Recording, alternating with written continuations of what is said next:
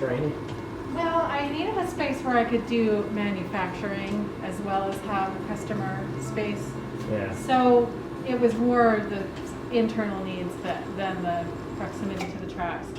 But it's really fun. We have customers who come, or people who are not customers, who are just rail fans, and they come and watch. They know when a certain locomotive is going through.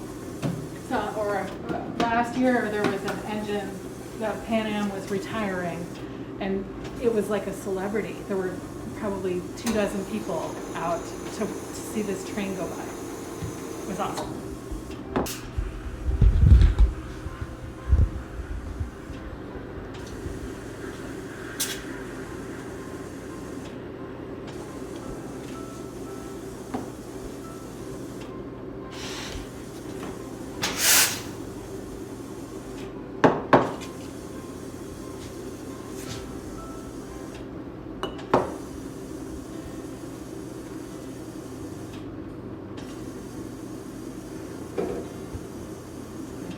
So this mocha is made with espresso, steamed milk, and chocolate. The chocolate I'm using is a blend of Trinidad and Philippines. And it is minimally sweetened. We can sweeten it a little more to taste if you like.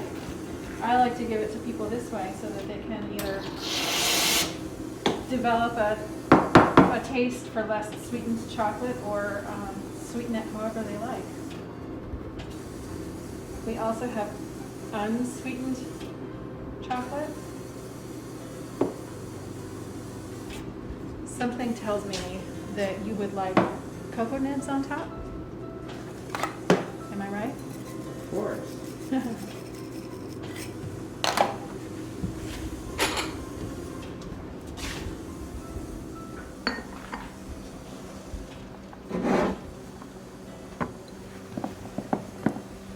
Every drink comes with our little spice button cookie, and let me get the nibs. There, a fun little chocolate crunch for your mocha. This tasty goodness.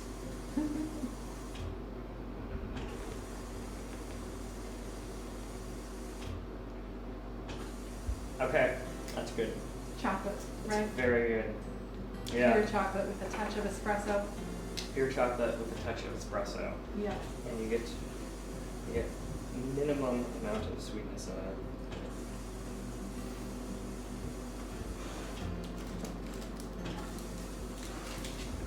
The spice cookie is made by a local bakery, Tender Crumb. She makes it with Okay. me with my cocoa powder, and And what's the spice I'm tasting? it is a combination of warm spices, nutmeg, ginger, cinnamon, Okay. and my cocoa.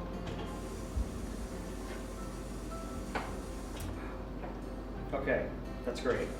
Do you want some sugar? No, I'm good. Okay. Surprisingly, I'm good. I like the crunchy bits of the raw sugar. So, Oh, yeah. okay. So that's a separate experience. All right. In that case, challenge accepted. Or how about this? A chapeau, because you're a hat person. How about a little chocolate chapeau Chocolate chapeau to for try. your All right. mocha? There you go. Try. All right. And Give it a try. It's good dunked. I like to put mine in let it sink to the bottom of a cappuccino, and then I drink the whole cappuccino. It's normal, and then the last sip is this gulp of molten chocolate, and that is Okay. delicious. All right. So we'll start with why the minimum amount of sweetness? That's my first question. Okay. Well, I'm actually discovering there are a lot of people who like their chocolate minimally sweet or unsweetened entirely. And we actually serve several drinks that are not sweetened at all. We have a cacao juice spritzer. You're asking about the taste of cacao fruit. Mm-hmm. We keep cacao fruit here, and we make a spritzer with nitro Okay. and the cacao juice and a little bit of simple syrup, and it's amazing. All right. Do you know if you want to have a bite of that fruit? Yes. There you go. All right.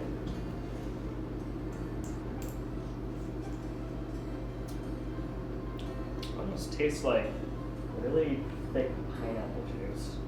Yeah, yeah. That's an interesting flavor. That's kind of interesting that a fruit produces this juice, or the fruit itself tastes like this, and then Yeah. you have this whole chocolate that's the bean of it. Yeah. Have you seen Cocoa Pod?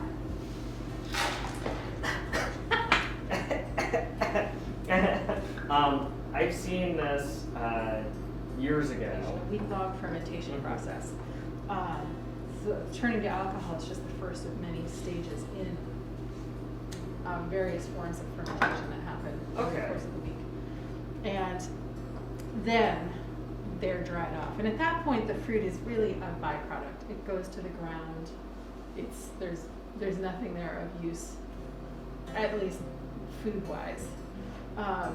And then the seeds are spread out on the ground or on screens and dried. And then they're loaded into burlap sacks, Okay. put on a cargo container, which is loaded onto a ship and brought to one of many ports around the world. Wow. Right now, I have cocoa beans stuck because of the backlog of cargo ships.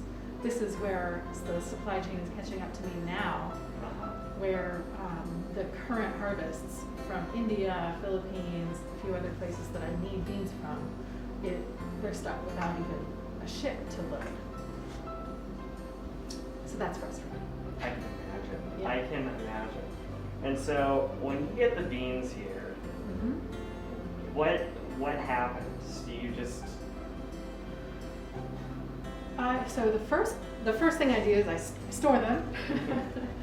I transfer them from those bags into food safe, airtight barrels so that they are not, they're a little more protected from the elements. And then when we're ready to make chocolate, I roast them. Do you want to see the roaster? of course. So this is a drum roaster.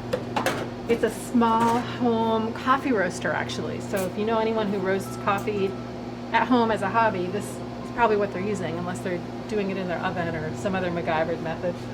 We fill this with beans, roast them for about 20 minutes, 25 minutes, depending on the bean I'm working with. And then we next have to winnow them. So if you turn around, you can see the winnowing machine. Our happy winnower, and we put the beans in the hopper. They fall down through this funnel, through a cogged tooth setup that breaks the beans apart. That's what you and I did with our teeth and hands earlier. And then the broken bits fall down through the screen, and then through a series of vibrating screens with vacuums. They shake, the vacuum sucks up the lighter weight husk, which we collect in woodshop dust bags, and we send that to Throwback Brewery and other breweries in the area. The heavier nibs fall down into the bucket, and then when this bucket is full of nibs, I will take that over to my chocolate grinder and start a batch of chocolate. So this is the grinder. We just emptied it, so the wheels are not running, but inside it has 2 stone wheels. Each wheel is about 50 pounds. And then the wheels run on a base of granite. This is granite and the wheels are granite. So it's really the weight of the wheels that crushes the nibs. And it's not peanut butter, it's a different substance, but I tell people if you imagine grinding peanuts, you get peanut butter because the fat and oil combine with the particles that are being reduced in size to make a smooth paste.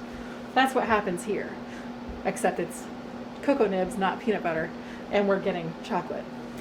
So we could put the nibs in straight and we would get 100% chocolate, or for my other dark chocolates I'll add in a ratio of sugar to cacao to get my 74, 75, 80, 95% chocolate. So 95 would be 5% sugar and 95%. So this is what the wheels look like. This is a machine we're servicing, and I'll put this in this smaller machine that I'm going to use for making a milk chocolate batch. Okay, and So- this is 50 pounds you're carrying? No, this is about 80. Okay, Because 80 pounds. these are smaller wheels than that. Each wheel is about 40 pounds. Okay. And yeah, that's a lot. I'll show it up close. So after about 4 or 5 days, depending on the batch, it's ready to come out of the grinder with the stone wheels. I pour it into big hotel pans, they're about 2 inches deep, 12 by 24, and we cool the chocolate into giant blocks. So that's what these are. This is about probably 20 pounds of Philippines chocolate, batch number 326, and it's 75%. And this is really cool. You can see the cocoa butter forms a crystalline structure when it hardens, when it cools. So, and that's actually 3-dimensional, and that's what's forming here. If we were to hit this with a hammer, we would get these little marble geodes that have faceted sides. Okay, that's what this is. I probably broke this to show someone else the faceted sides. I don't know if you can see them, but they're really fun to see the edges. I pour all of my bars by hand. This is my tempering machine.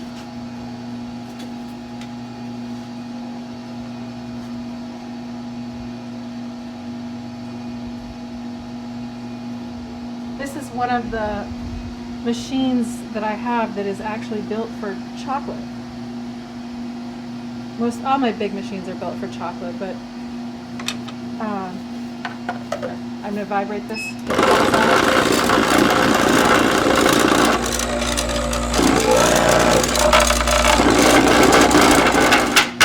And then we will put that in here to flash cool.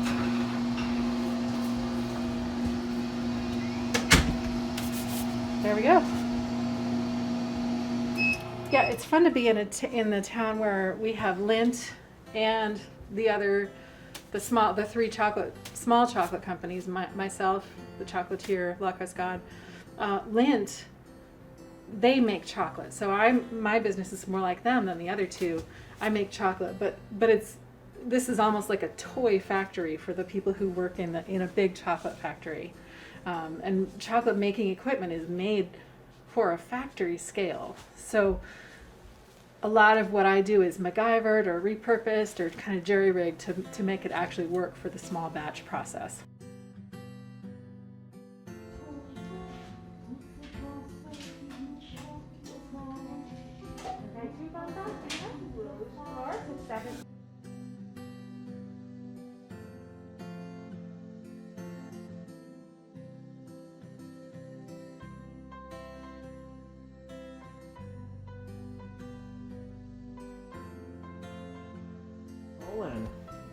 Hi everyone, my name is Samantha. I'm here in my small kitchen at Cascade Chocolate right on Water Street in Exeter. I wanted to share with you a couple of things that I'm doing right now in the kitchen, getting ready for Valentine's Day, of course. So these are some of our midnight truffles. These are going into our pre-made Valentine's Day selection boxes, which we're super excited about. This is basically day 2 of a 4 to 5 day process on the truffles. So this is just a small amount. I made the ganache yesterday. So what we do is we scoop it, we let it sit for just a little bit, and then what we're gonna do is hand roll them for the first time.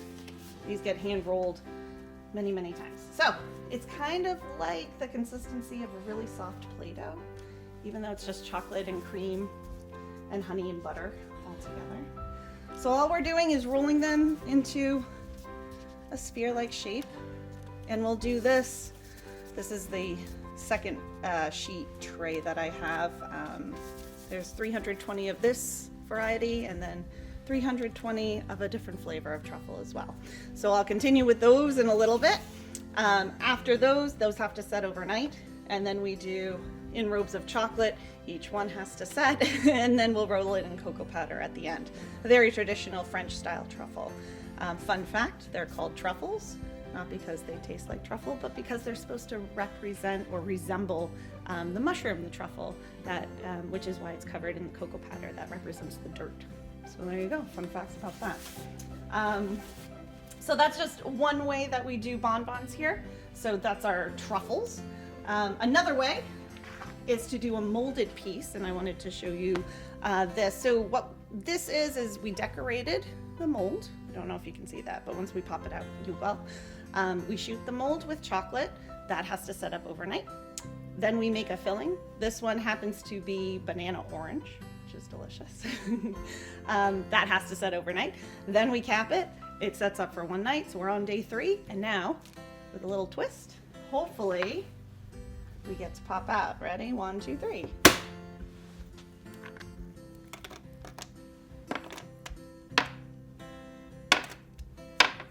And that is what they look like at the end. So we've got this nice color together. It should be super shiny. If you've done your job well as a chocolatier, chocolate should be very shiny indeed. And then, of course, we get to cut it open. You should hear a nice snap. Yep, that means it was well tempered. We can have a look at the inside. Nice thin shell. And then we get to try it to make sure it, tastes okay. We want to make sure that everything that goes out is fantastic, of course. So those are our molded pieces. Those are our bonbons and truffles. We are also making many more things for Valentine's Day. We have our chocolate dragons. We have elephants. We have little hearts, which are hot chocolate for 2. They're really cute. They come in a 2-pack and they have marshmallows in it, so you pop them in milk or in water if you want. Mix it up and you get to share a snuggly hot chocolate together, which is really fun. But anyway, we have tons of things in here, so if you want to stop by, check us out. We're right on Water Street, right next to the toy store, and we'd love to have you.